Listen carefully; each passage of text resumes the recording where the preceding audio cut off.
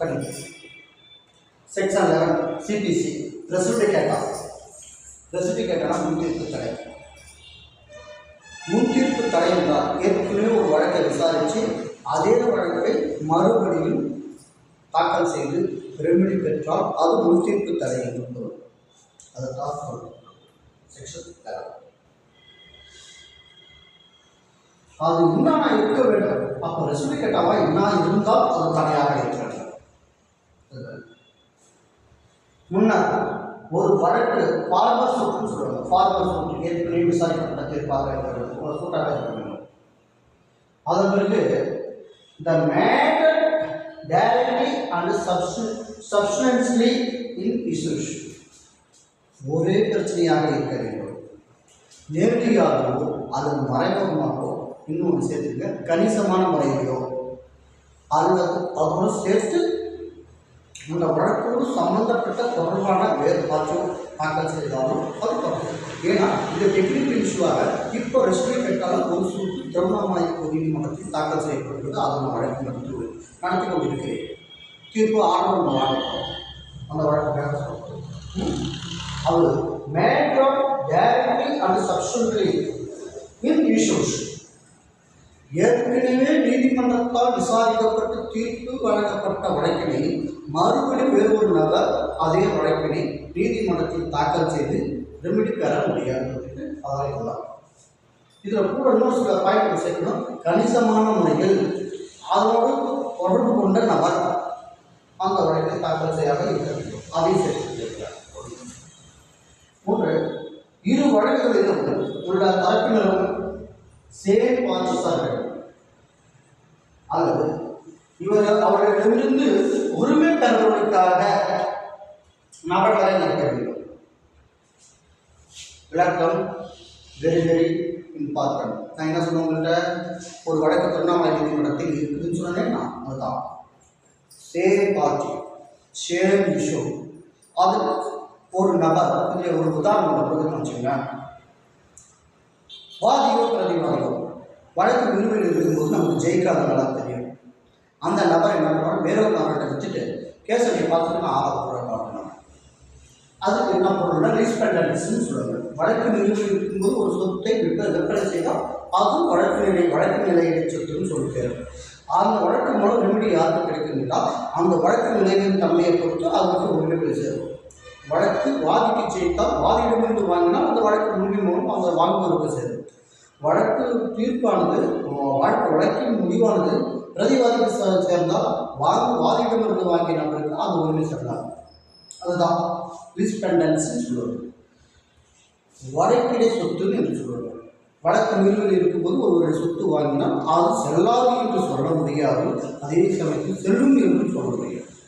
அதுதான் அப்போ நான் சொல்ல கணிசமான முறையில் சொன்னேன்ல, செயல்பாட்டிலிருந்து யாராச்சும் ஒரு நபர் வாங்கியிருந்தால் அந்த வாங்கப்பட்ட சொத்தானது அந்த நபருக்கு தள்ளுபடி செய்யப்பட்டிருந்தால் அந்த வழக்கிலும் அந்த நபரிடமும் வாங்கிய நபருக்கு அந்த உரிமை கிடைக்காது. அதுதான் மூணாவது எக்ஸ்பிளனேஷன்.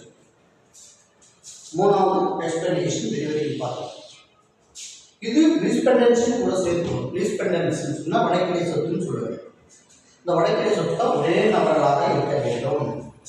நாலாவது, அவர்கள் அதே உரிமையின் கீழ் சேம் டைட்டில், அதே காரணத்திற்காக டைட்டில் உரிமை கொண்டவர்கள் இருக்க வேண்டும். அவர்களும் அதே உரிமைக்காக அதே ரெமிடிக்காக தாக்கல் செய்ததால் அந்த வழக்கு செல்லலாம் இருக்க வேண்டும்.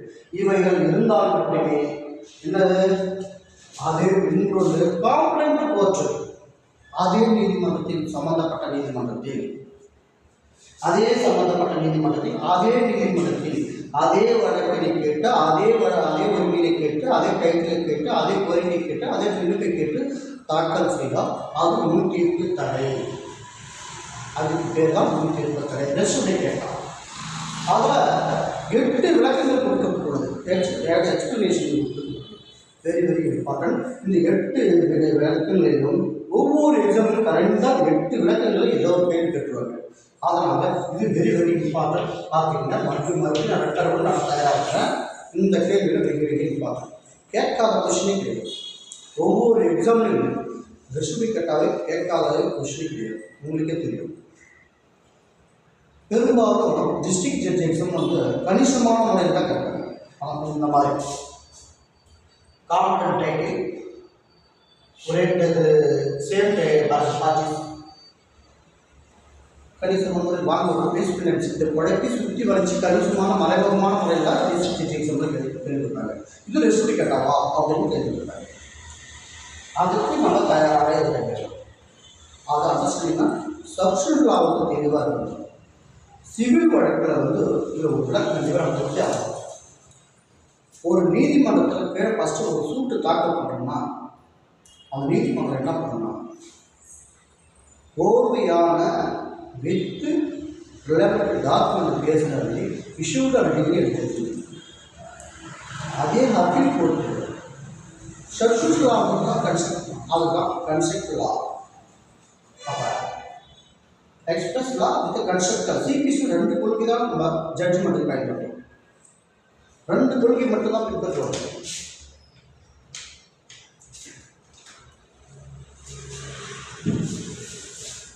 ரெண்டு கொள்கை என்னன்னா, ஒன்று எக்ஸ்பிரஸ்லி டாக்குமெண்ட், 2 கன்செப்ட் லா.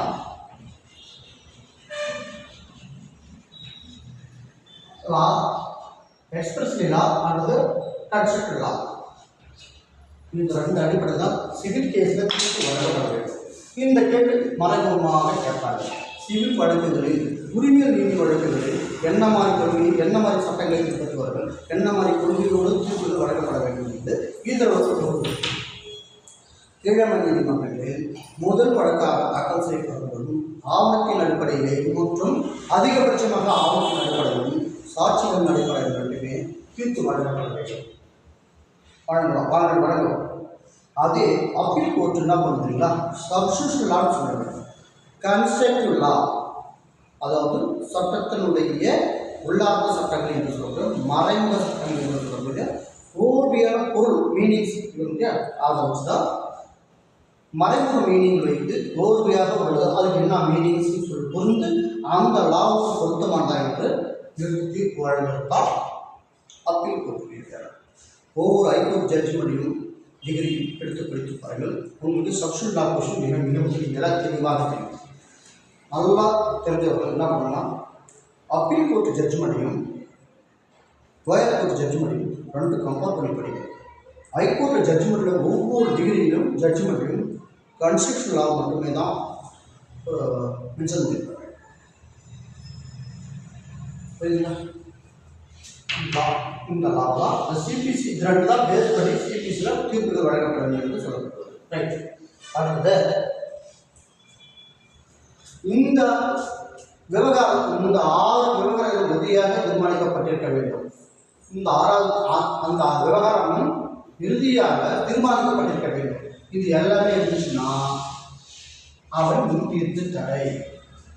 இந்த 6 வகையான ஒரு பாயிண்ட்டுக்கு வெரி இம்பார்ட்டன்ட் இருந்துச்சுன்னா அவர் முன்தீர்ப்பு என்று உடனே நீங்கள் இந்த 6 வகையான தீர்ப்புகளும் எதனாச்சும் இருந்துச்சுன்னா அப்படியே அந்த ஜட்ஜ்மெண்ட்டை ரிஜெக்ட் பண்ண. அப்படியா ஓப்பன் கோர்ட்டு ஜட்ஜிட்டு மென்ஷன் பண்ணி இந்த ஆல்ரெடி தீர்மானிக்கப்பட்ட வழக்கு நீங்கள் தள்ளுபடி பண்ணுங்க, ரத்து பண்ணுங்க அப்படின்னு சொல்லி கூட்டம் போகும். ஒரு பெட்ஷன் மெமோ கொடுக்கும், வேறு முடிஞ்சு போச்சு, க்ளோஸ். அடுத்தது எக்ஸ்பிளனேஷன். அங்கே சொன்ன பாயிண்ட் முதல்ல எக்ஸ்பிளனேஷன். ஃபார்மர்ஸ் ஒரே மேட்டர், ஒரே இஷ்யூஸ், ஒரே ஃபேக்ட் ஏற்கனவே முடிக்கப்பட்டிருக்கு. ஒரே கேஸ் ஏற்கனவே முடிக்கப்பட்டிருக்கு. அந்த கேஸ் முடிச்சு காம்படன்ட் கோர்ட் எக்ஸ்பிளேஷன் டூல் என்ன சொல்றது, காம்படன்ட் பொருந்தக்கூடிய நீதிமன்றம். அதே நீதிமன்றத்தில் இந்த வழக்கு தாக்கல் செய்யப்பட்ட நீதிமன்றம், முடிவு காணப்பட்ட நீதிமன்றம் ஏற்கனவே இதே நீதிமன்றத்தில் அதே வழக்கு தாக்கல் செய்து முடிவு காணப்பட்ட வேண்டும். அதுதான் ரைட். 3வது முதல் வழக்கில் ஒரு தரப்பு முன்வைத்த விவகாரத்தை மற்றொரு தரப்பு வெளிப்படையாகவோ மறைமுகமாகவோ ஏற்றோ அல்லது மறுத்தோ இருக்க வேண்டும். அதே விவகாரத்தை வழக்கு தான். ஃபேக்ட் ஆஃப் த இஷ்யூஸ் தான், வேற இல்லை. எக்ஸ்பிளனேஷன் ஃபோர் கன்ஸ்ட்ரக்டிவ் லா. சொல்லி கேட்டா நம்ம மத்திய வந்துச்சு பார்த்தீங்களா எக்ஸ்பிளனேஷனில். ஒரு தீர்ப்புல சிபிசி என்ன சொல்றது, சிபிசியோட அடித்தள தத்துவமே ரெண்டு பாயிண்ட் தான். எக்ஸ்பிரசிவ் லா வித் கன்ஸ்ட்ரக்டிவ் லா. புதுசா தீர்ப்பு ரெண்டு அடிப்படை பேசுறது தீர்ப்பை வழங்கப்படும். அப்ப எத்தனாவது அதிகாரத்தில் எத்தனாவது பாயிண்ட் விளக்கணும்னு சொல்ல 4வது கன்ஸ்ட்ரக்டிவ் ரெஸ்ட்ரிக்ஷன் சொல்லிட்டாங்களா. மறைமுகமாகவோ குறிப்பிட்டுள்ளதாகவோ நேரடியாகவோ தடை செய்யப்படும் அந்த மாதிரி வழக்கு கோர்வையாக முடிக்கப்பட்டிருந்து கணிசமான நபர் அங்கே வந்து அதை தாக்கல் செய்திருந்தால் அந்த வழக்கை ரத்து செய்யலாம், அதில் ரிஜெக்ட் பண்ணலாம். அதான் கன்ஸ்ட்ரக்டிவ் ரெஸ்ட்ரிக்ஷன். அப்போ kinds of restriction two kinds of expressly directly express அதை express directly restriction constructive restriction அப்போ கைண்ட்ஸ் ஆஃப் டூ ரெஸ்ட்ரிக்ஷன் வந்துச்சா. அப்போ யார் எது கேட்டாலும் என்ன சொல்லணும்னா ரெஸ்ட்ரிக்ஷன் எத்தனை வகை பண்ணணும். இந்த குழப்பம் கொஸ்டின் நல்லா வச்சுங்க. எக்ஸாம்பிள் இதை கேட்பாங்க, டிஸ்ட்ரிக்ட் ஜட்ஜிஸ்ன்னு கேட்பாங்க, சிவில் ஜட்ஜி மேலோட்டமாக கேட்பாங்க. ஏன்னா அவங்க ஜூனியர்ஸ் இருக்கிறதா இப்போ படிச்சு முடிச்சுட்டு வராங்க. டிஸ்ட்ரிக்ட் ஜட்ஜி வரணும் சீனியர் இருக்கிறதால அவங்களுக்கு சர்வீஸ் நடத்துகிறா அவங்க குழப்பமாக தான் கேட்பாங்க. டிஸ்ட்ரிக்ட் ஜட்ஜி எக்ஸாம் போதுங்க கலெக்டருக்கு ஈக்குவலாக கேட்பாங்க. கலெக்டர் ஐஏஎஸ் எக்ஸாம் எப்படி எடுத்துக்கிறோ அது ஈக்குவலாக தான் கேட்பாங்க. அவங்க சிந்திக்கிற மைண்ட் மட்டும் தான் வச்சுக்கணும், திங்கிங் நாலேஜ் மட்டும் தான் வச்சுக்கணும். கன்ஸ்ட்ரக்டிவ் லா ரெஸ்ட்ரிக்ஷன் ரெண்டு கேட்பாங்க. இது மீனிங் தான் டைரக்ட் ரெஸ்ட்ரிக்ஷன் கன்ஸ்ட்ரக்டிவ் ரெஸ்ட்ரிக்ஷன் ரெண்டு வகை. அப்போ டைரக்ட் ரெஸ்ட்ரிக்ஷன் என்ன வருதுன்னா இதில் பொறுத்தெல்லாம் போகும். கன்ஸ்ட்ரக்டிவ் ரெஸ்ட்ரிக்ஷன்னா இதை வரும் அவர்களிருந்து வாங்கி கணிசமான அப்படின்னு சொல்கிறாங்க இல்லையா, அது போகும். இதுதான் ரைட். ஓகே எக்ஸ்பிளனேஷன் 5 தீர்வு என்னவா இருக்கணும். நீ ஏற்கனவே என்ன சூட்டு தாக்கல் செய்யப்பட்டு என்ன ரெமடி கேட்டியோ அதே ரெமடியே அதே நபர்கள் அல்லது கன்ஸ்ட்ரக்டிவ் நபர்கள் அல்லது போர்வேட நபர்கள் அல்லது மறைமுகமான நபர்களோ இது சம்பந்தமாக இந்த வழக்கில் தாக்கல் செய்யப்பட்டால் ஸ்பெசிஃபிக்கட்டா வரலாம் என்று விளக்கம் கொடுக்குறதுதான் தீர்வு. சரிங்களா. அடுத்து போனோஃபைட்னா நல்ல ரெஸ்ட்ரிக்டாகவே இருக்கும். ஆனால் but one thing some of point the limit that before the suit, but there is one based on the grounds of the taken the grounds filed the new suit. It have been in the suit filed the new suit. அப்போ அண்ணனும் இந்த வழக்கில் அங்கே வந்துடுது. வழக்கு என்னவோ ரெஸ்ட்ரிக்டாக தான் முன்னாடி என்னால் சரியாக போதும் ஆதாரம் கிடைக்கல, எனக்கு ஆதாரம் கிடைச்சிருக்கு, ஆனாலும் அந்த ரிஸ்க் கட்டாவை நான் எடுத்துக்கொள்ள முடியாது, அதனால ரிஸ்க் கட்டாவை எடுக்காதுங்க. இது நல்ல எண்ணத்தின் அடிப்படையில் தாக்கல் செய்யப்படுகிறது, அதனால் இந்த வழக்கை விசாரணைக்கு எடுத்துக்கொள்ளுங்கள் அப்படி என்று சில ஆதாரத்தை கேட்பாங்க. அப்போ order 17 rule 18 recall the witness case எல்லாம் முடிச்சுட்டு போடணும். ஆனால் பெண்டிங்கில் இருக்கிறதால அதை எடுத்துக்க மாட்டாங்க. பெண்டிங்கில் இருக்கும்போது எடுத்துக்கோங்க, சூட் டிஸ்போஸ் ஆக்ஷன் எடுத்துக்க மாட்டாங்க. அப்போ ஆர்டர் 17 ரூல் 18 எடுத்துக்க மாட்டாங்க. ஆர்டர் 17 ரூல் 18 எடுத்துக்க மாட்டாங்கன்னா அப்போ எங்கெங்கே வருது, நியூ சூட்டு தான் ஃபைல் பண்ணணும். அதே பார்த்து அதே வரும்போது அப்போ போனோஃபைட் வருமா, அப்போ ரெஸ்ட்ரிக்டா வருமா, அப்போ ரெஸ்ட்ரிக்டா வந்தாலும் அப்போ என்ன வருது, போனோஃபைட்டாக வருது. ரெஸ்ட்ரிக்டா அப்போ ப்ராப்ளம் என்னன்னு சொல்லணும், இந்த வழக்கெல்லாம் தாக்கல் பண்ணோம், இந்த அடிப்படை இருந்துச்சு, அந்த வழக்கின் அடிப்படை சொல்கிறதுக்கு அவங்க அந்த நேரத்தில் டாக்குமெண்ட் ஆவணம் கிடைக்கல, இந்த ஆவணம் நாங்கள் எடுத்துகிட்டு வந்தோம், அதனால் எங்கள் உரிமை வந்து நிலைநாட்டப்பட வேண்டும். அப்படி நிலைநாட்டப்படவில்லை என்றால் எங்களுக்கு அடிப்படை உரிமை பாதிக்கப்படும், எங்கள் வாழ்வாதாரம் பாதிக்கப்படும். இது நல்ல இடத்தின் அடிப்படையில் தாக்கல் செய்யப்படுகின்ற வழக்கு, அதனால் இது ரெஸ்ட்ரிக்டாக எடுத்து வராதும், அதனால் நல்ல இடத்தின் அடிப்படையில் இந்த வழக்கை விசாரணைக்கு எடுத்துக் கொள்ளப்பட வேண்டும் என்பதுதான். இதுக்கு சில ஜட்ஜ்மெண்ட் அது தனிப்பட்ட முறையில் அது நீங்கள் வேணும்னா எனக்கு தனிப்பட்ட முறை தான் இருக்கும், எனக்கு கன்சல்டிங் இருக்குல்ல அதான். சரி, ஓகே. அடுத்தது செக்ஷன் 17 எக்ஸ்பிளனேஷன் 7. எக்ஸ்பிளனேஷன் 7 என்ன சொல்லுன்னா, எக்ஸிக்யூஷன் ப்ரொசீடிங்ஸ் ஆர்டர் 21 எக்ஸிக்யூஷன் ப்ரொசீஜர்னா இபி பெட்டிஷன் போடுவாங்க, அதை தான் சொல்கிறாங்க. அதே ப்ரொசீஸ் தான் அவங்க ப்ரொசீஜர்ஸ் வந்து ஆர்டர் 21 நிறைவேற்றப்படும் பொழுது அந்த வழக்கினுடைய தன்மை முன்தீர்ப்பாக இருந்தால் ஏற்றுக்கொள்ள முடியும். இதுவும் வழக்கில் என்னிடம் தாக்கல் செய்யப்பட்டுள்ளது, அதையும் எடுத்து மேட்டூர் டேமில் நாங்கள் ஃபைல் பண்ணியிருக்கோம். மேட்டூர் டேம் கேஸில் ஒரு ஃபேமிலி டிஸ்பியூட் வழக்கில் இது சம்மந்தப்பட்டு நாங்கள் தாக்கல் செய்யப்பட்டு நடைமுறை இருக்குது. இதுக்குன்னா இது வழக்கம்னா ஒரு அம்மா மேரேஜ் பண்ணாங்க, 3 மாதத்தில் டிவோர்ஸ் வாங்கிட்டு போயிட்டாங்க.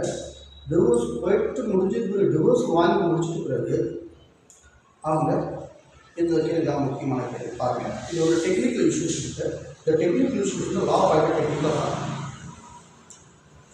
ஒரு அம்மா மேரேஜ் பண்ணுறாங்க, 3 மாதத்துக்கு கணவரோட சேர்ந்து வாழ மறுக்கிறாங்க.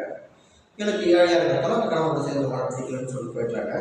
அப்புறம் வந்து ஒரு மாதம் கழிச்சு இவர் சேர்ந்து join of matter try to join of matter but not able to the both side. So the husband filed this suit. The husband have been filed the divorce. There is to just the expert on issue by the consent court. Other so long pending after long pending consent petition filed by the defendants. On the assessment பண்ணாங்க. There is from after filed the mutual consent that will be முடிச்சு முடிச்சுட்டு அந்த same டைமில் maintenance வாங்கல எனக்கு வச்சுங்க. முக்கியமானது maintenance கேட்கல, அதை பற்றி it's not any rice the question to the before the court. கேட்கல, அதை பற்றி எதுவும் பேசலை. ஆனால் அந்த அம்மா டிவோர்ஸ் கொடுக்க தயாராக இருக்கான்னு சொல்லி கொடுத்துட்டு போயிட்டாங்க. பட் தான் டெக்னிக்கல் இஷ்யூ. அவங்க மெயின்டெனன்ஸ் பற்றி பேசலையே தவிர பட் அனதர் பேட்டிங் தான் அனதர் கோர்ட். அது என்ன ஆகுது, இந்த உமன்ஸ் ப்ரொடெக்ஷன் ஆக்ட் ஆஃப் 2005 பெண் பாதுகாப்பு சட்டத்துக்கு செக்ஷன் 12 பிரகாரம் அவங்க பவானி கோர்ட்டுக்கு பேச சொல்லியிருந்தாங்க. அந்த பவானி கோர்ட்டு டிஸ்மிஸ், அந்த கோர்ட் மேஜிஸ்ட்ரேட் என்ன சொல்கிறாங்க, அந்த மேஜிஸ்ட்ரேட் கோர்ட் என்ன டிசிஷன் இருக்குது, long bending separation husband wife both side that marriage is automatically absent is not maintained with the husband wife. From second point of issue பண்ணுறாங்க, marriage is a dissolution, husband wife not maintained, not eligible, is separation is separated, so not claiming maintenance. கணவன் மனைவி என்ற உறவு அறுத்து போன பிறகு மனைவி என்ற அந்தஸ்தை இழந்த பிறகு கணவனிடம் சீனாமசம் கேட்க முறையற்றது, அதுவும் இந்த சட்டத்தின் கீழ் அப்படின்ட்டு இதில் பெண் பாதுகாப்பு சட்டம் இதுக்கு வராது என்று அந்த வழக்கு தள்ளுச்சு. அதற்கு பிறகு அந்த அம்மா என்ன பண்ணுது, சூட்டு போடுறாங்க. அரசாங்க ஒரு சூட்டு போட்டு டிகிரி கண்டஸ்ட் பண்ணி அலோட் ஆகும். அப்போ அந்த சூட்டை அலோட் பண்ணும்போது 2014 சூட்டும் பெண்டிங்கில் இருக்குது, மெயின்டெனன்ஸும் பெண்டிங்கில் இருக்குது, சீனம்ஸ் கோர்ட்டில் அப்புறம் மேஜிஸ்ட்ரேட் கோர்ட்டில் மெயின்டெனன்ஸ் எம்சியும் பெண்டிங்கில் இருக்குது, டிவோர்ஸ் கேஸும் பெண்டிங்கில் இருக்குது. சேம் டைமில் mutual consent that B closed, இதுவும் க்ளோஸ்டு இருக்குது. சூட்டு கண்டஸ்ட் சூட்டு சப்போர்ட் ஜட்ஜி மேட்டர் அதெல்லாம் திருப்பி இந்த கொஷின் தான் நான் ரைஸ் பண்ணேன். இது ரெஸ்பெக்ட் ஆகுமா மெயின்டென் லேண்ட் மார்க்கெட்டிங் போனதுக்கு டபுள் அந்த ஜட்மெண்ட் பேசி நாங்கள் இது கொடுக்காம தரேன். அதெல்லாம் டெக்னிக்கல் இஷ்யூ. அப்போ ஒரு பெண் மெயின்டெனன்ஸ் கேட்க எந்த ப்ரொவிஷனை பயன்படுத்துறது, சிஆர்பிசி 125 பயன்படுத்தலாம் இல்லையா, நல்லா பண்ணுங்க. இந்து மேரேஜ் ஆகிற செக்ஷன் 24 பயன்படுத்தலாம். அப்போ இல்லை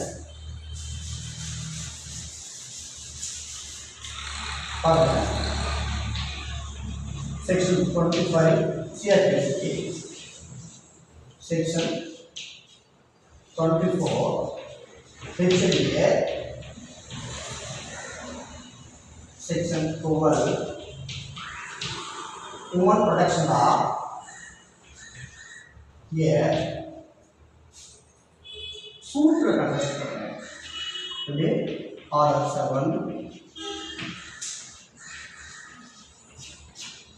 அப்போ பெண்களுக்கு அடிப்படை உரிமை எதில் அவர்களுக்கு பாருங்கள் 125 24 இந்து மேரேஜ் ஆக்ட் 24 இன்டர்மீடியட் கேட்கறதுக்கு அதன் பிறகு புகழ் உமன் ப்ரொடெக்ஷன்லாம் அதுக்கு. அப்போ இதுவும் ஒரே கேடல் வருது. இதுதான் நம்ம முன்னாடி சொன்னாங்க இல்லைங்களா, பெண் பாதுகாப்பு சட்டத்தின் கீழ் ஒரு வழக்கை விசாரிக்க வேண்டியிருந்தால் மேஜிஸ்ட்ரேட் கோர்ட்டில் நல்லா புரியும். அந்த மேஜிஸ்ட்ரேட் விசாரிக்கும் போது பெண் பெண் பாதுகாப்பு சட்டத்தின் கீழ் செக்ஷன் 12 பிரகாரம் அந்த வழக்கை விசாரிக்கும் போது ஒரு சிவில் நீதிபதியாக தான் விசாரிக்க வேண்டும். பட் நாட் சிவில் நீதிபதி. He is here not civil நீதிபதி. But presume thinking about the civil judge. அந்த கான்செப்டில் அந்த கேஸை ஹேண்டில் பண்ணணும். But not civil cases. அதுதாங்க டெக்னிக். மறைமுகமாகவோ நேரடியாகவோ தடை செய்யப்பட்டிருந்தால் அது ரெஸ்ட்ரிக்ட் கட்டாக வருமா இருந்துச்சா? இதுதான் டிஸ்ட்ரிக்ட் ஜட்ஜில் கேட்க வேண்டிய விஷயம். இந்த விளக்கம் கொடுத்ததுக்கு தான் இவ்வளோ நேரம் உங்களுக்கு ஓகேங்களா? அப்போ மறைமுகமாகவோ வெளிப்படையாகவோ தடை செய்யப்பட்டிருந்தால் அந்த வழக்கு செல்லாது. அதற்கு ஹைகோர்ட்டில் லேண்ட்மார்க் ஜட்ஜ்மெண்ட் 84 பக்கத்துக்கு ஒரு ஜட்ஜ்மெண்ட் கொடுத்துருக்காங்க. அது கட்டில் எடுத்தோம். அந்த தீர்ப்பில் சொல்லப்பட்டுள்ளது பெண்கள் கொடுக்கப்பட்ட சலுகையை எந்த சட்டத்தின் கீழ் வேணாலும் பயன்படுத்தலாம். ஆனால் பர்டிகுலராக பண்ணும்போது ரெஸ்ட்ரிக்டாக வரலாம். ஆனால் வழக்கின் தன்மை பொறுத்து என்று அந்த வழக்கில் சொல்லப்பட்டுள்ளது. இப்போ ஒரு பெண் ஜீவனாம்சம் கேட்டு 125 போடலாம், 24 போடலாம், 12 போடலாம், ஆனால் 7 போடலாம். அப்போ இந்த 4 வாய்ப்பு கிடைக்கும் போது பெரும்பாலும் எதில் பெண் போட வேண்டும்னால் 125 தான் போட வேண்டும். இதான் போடும். ஏன் பயன்படுத்துறது? ஓகே, இந்த கேள்வி நிறைய டெக்னிக்கல் இஷ்யூ இருக்குது. இதுதான் ரெஸ்ட்ரிக்ட் வருமா வரான்னு சொல்லிட்டு ஆழ்ந்த சிந்தனையோடு நாங்கள் போயிட்டுருக்கோம். அப்போ ஆழ்ந்த சிந்தனையோடு போயிட்டு இருக்குது டீப்லி திங்கிங் த லா. அப்போ எக்ஸிக்யூஷன் வந்துச்சா? ரெஸ்ட்ரிக்ட் கேட்டால் இந்த கேஸ் தான் இப்போ நாங்கள் ஹேண்டில் பண்ணுறோம். இந்த பாயிண்ட் தான் எக்ஸிக்யூஷன் ப்ரொசீடிங்ஸ் ஆர்டர் 21 இந்த கேஸை ஹேண்டில் பண்ணும்போது ஆல்ரெடி தீர்ப்பு வழங்கப்பட்டு விட்டது. இதில் புகழில் தகுதியாச்சு. ஒன்று. ரெண்டாவது 13B any other not question any question not raised by the defendants for maintenance or alimony அதுவும் கேட்கல. பட் 24 அந்த பெட்டிஷன் போடலை. ப்ரொசீம் அந்த ப்ரொசீம் மறைமுகமான திங்கிங் அந்த இடத்துல கன்ஸ்ட்ரக்ட் வந்துச்சல்லாவா? இந்த திங்கிங் மைண்ட் இந்த மாதிரி தான் சுற்றி வளைச்சி டிஸ்ட்ரிக்ட் ஜட்ஜஸ் கேட்பாங்க. தயவு செய்து சிந்திக்கிற மைண்ட் மட்டும் கிடையாது. இதை கண்டஸ்ட் பண்ணாமல் மட்டும் தான் ஜெயிக்கிறது. இந்த வழக்கை போட்டுட்டு இந்த சூட்டை போட்டு கார்னிஸ் பண்ணுவாங்க, சேலரி அட்டாச் பண்ணுற மாதிரி போடுவாங்க. பெண்கள் அப்படி தான் கொண்டு போகிறாங்க வழக்கு. இதை டெக்னிக்காக சிந்திக்கிறவங்க மட்டும்தான் அந்த கேஸ் நடக்க முடியும். அப்போ அந்த சூட்டை போட்டு கார்னிஸ் போட்டு சேலரி அட்டாச் கொண்டு போகும்போது stop the salary. What the reason? Explanation 7 execution proceedings order 21 is a restricted by the already deceased woman protection law. ஓகேங்களா? லா சிந்திக்கிற மைண்ட் தரது. அடுத்தது எக்ஸிக்யூஷன் லிமிட்டட் டெத் ஜுடிஷியேஷன். எக்ஸ்பிளனேஷன் லிமிட்டட் டெத் ஜுடிஷியேஷன். அப்போ குறிப்பிட்ட கால வரை அதிகாரம் ஒரு குறிப்பிட்ட நீதிமன்றத்துக்கு மட்டும்தான் அந்த அதிகாரத்தை அந்த வழக்கு விசாரிக்க தகுதி இருக்குன்னா அதே வழக்கு சம்பந்தப்பட்ட வழக்கு நீதிமன்றத்தில் தாக்கல் செய்யப்பட்டு அதே பார்த்து அதே பொருள் தான் ஆலோசனை அது விளக்கம் நம்ம குறிப்பாக கொள்வதாக இதுவும் ரெஸ்ட்ரிக்ட் ஆகுமா? ஒரு நீதிமன்றத்தில் இது பெரும்பாலும் எந்த மாதிரி வழக்குனா நீதிமன்றத்தில் பெண்கள் சொல்லலாம், பெண்கள் சொல்லலாம், சொல்லலாம். பெண்களுக்கு எங்கே வேணாலும் பயன்படலான்ற அதிகாரம் தெரியுங்களா? நம்ம ஆம்பளைங்களுக்கு அப்படி கிடையாது, ஜென்ஸுங்களுக்கு அப்படி கிடையாது. இப்போ ஒரு பெண் கணவன் வீட்டில் இருந்தாலும் அவங்க சம்மந்தப்பட்ட நீதிமன்ற ஜூரிஷ் நிலையிலும் பதிவு பண்ணலாம் வழக்கு. அவங்க அம்மா வீட்டில் இருந்தாலும் அவங்க வீட்டிலேருந்து அவங்க சம்மந்தப்பட்ட நீதிமன்ற இருக்கிற வரையறுப்பு அதிகாரம் வழங்கக்கூடிய நீதிமன்றத்தை பிடித்து தாக்கல் பண்ணலாம். பட் அங்கேயும் இல்லை. எங்கே போயிட்டு வேலை செய்கிறாங்களோ எங்கே குடியிருக்கிறாங்களோ வேலை செய்யலாம் அங்கேயும் போய் தாக்கல் செய்யலாம் இல்லையா? அப்போ அதை எக்ஸ்பிளைன் பண்ணலாம். லிமிட்டேஷன் லிமிட்டட் எக்ஸ்பிளனேஷன் அப்படி வரும்பொழுது சிவில் வழக்காக அந்த வழக்கில் லிமிடேஷன் இருக்கும்போது ஒரு தடவை வாங்கிக்கொண்டு ஒரே வார்த்தை செய்வது சொல்ல முடியாது. லிமிட்டட் ஜூரிஸ்டிக்ஷனில் வந்து சில வழக்குகள் வரையறுக்க இருக்கிறது. அது சரிங்களா? சரி, கன்ஸ்ட்ரக்டிவ் இன்ட்ரெஸ்ட் கேட்டால் அதான் நான் ஆல்ரெடி உங்களுக்கு தான் சொல்கிறேன். இந்த அடிக்கடி நான் சொல்லக்கூடிய வார்த்தையை தான் கன்ஸ்ட்ரக்ட்னா மறைமுக வா, கன்ஸ்ட்ரக்டிவ் லா, கன்ஸ்ட்ரக்டிவ் ப்ரிசிம் லா. எவ்வளோ டீப்பாக போயிட்டு கொடுக்குறீங்க. கன்ஸ்ட்ரக்ட்னா உள்ளார்ந்த மறைமுகமான அப்படின்ற பொருள்.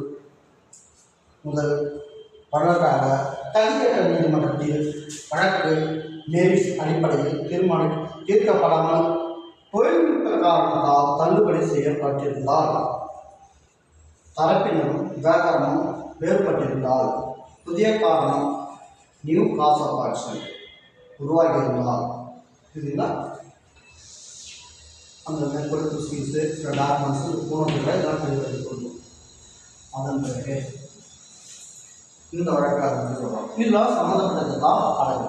ரைட். அடுத்தது செக்ஷன் 10க்கும் 11 வித்தியாசம் தான்.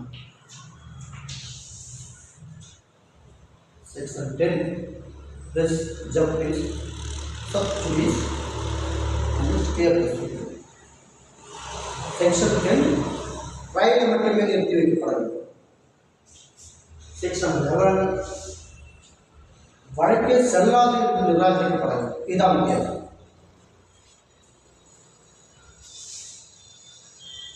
செக்ஷன் 10ல் வாதங்களை செய்வதோ, வாதங்களை தாக்கல் செய்வதோ, ஐஏ பெட்டிஷன் தாக்கல் செய்வதோ மற்றும் இன்றி மாடல் போடுவதோ தடை செய்யாது. பட் ட்ரையலை நிறுத்தி வைக்கலாம். ட்ரையல் கூட எந்த நேரத்தில் நிறுத்தி வைக்கப்பட வேண்டும்? ரெஸ்ட்ரிக்ஷன் கட்டளருக்கு மனு தாக்கல் செய்து உரிமை கோரும் பட்சத்தில் தீர்வு காணும் பட்சத்தில் மட்டுமே அது நிறுத்தி வைக்கப்பட வேண்டும். இல்லை என்றால் அது நிறுத்தி வைக்கப்படாது. Trial continuation. அப்போ அது என்ன சொல்லுதுன்னா, ஒரே வழக்காக ஒரே பொதுவான முக்கிய கொள்கையாக இருந்தால் மட்டுமே ஸ்டே ஆஃப் ப்ரொசீஜர். இதில் வந்து என்ன சொல்லுதுன்னா, same party same cause of action same partner சொல்லிட்டு சேம் ரெவென்யூ இருந்தால் அது ரெஸ்ட் தான். இதுதான் re-litigation not permitted. Re-litigation filed is not permitted by the rights, by the court, not allowed. Refile the suit by the plaintiff. The dispute is not allowed in this honorable court. Whichever honorable court want, whenever the, whatever the, whichever the is not permitted the first and the former suit same based on the secondary permitted. Okay, இன்றைக்கு நல்லா பார்த்துடுறோம். முடிஞ்சிருக்கு. அடுத்தது நாளைக்கு foreign ஜட்ஜ்மெண்ட்னா என்ன டீட்டெயிலாக பார்த்துருவேன். இந்த